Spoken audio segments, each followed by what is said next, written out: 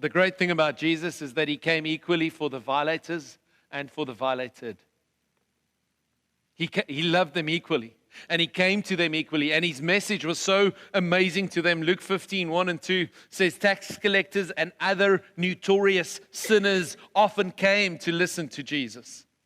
This made the Pharisees and teachers of religious law complain that he was associating with such sinful people, even eating with them. See, it's interesting. There's only two groups of people in the scripture.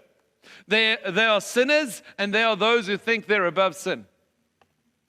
I know which one of those two categories I'm in.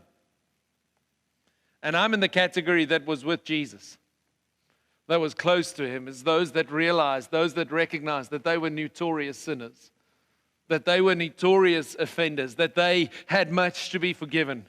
They had much where they have messed up. And I want to tell you that those guys coming together in those contexts were not coming together to judge one another. No, they were coming together to hear what Jesus had to say.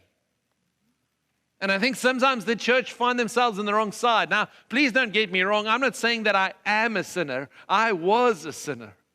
Something happened when Jesus saved my soul, when I heard him and I was saved. I'm no longer a sinner. And when sin happens in my life, I go, that's not the mark. That's not the plan. That's not the aim. I am a saint. I am a son of the Most High. I am deeply loved. I know who I am, and I am who I am says I am, and that's who I am. And when I act in another way, I go, that's not me. That's not the mark. That's not the aim. So I'm not saying that I've just made peace with all this sexual chaos that we live in. No way. I'm saying that I'm going to live a life that is steadfast, fixed on the ability that he has placed within me to be holy, for he is holy.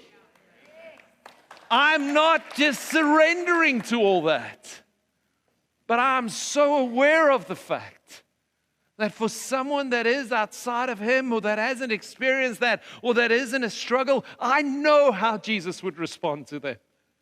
I know, because it's right here.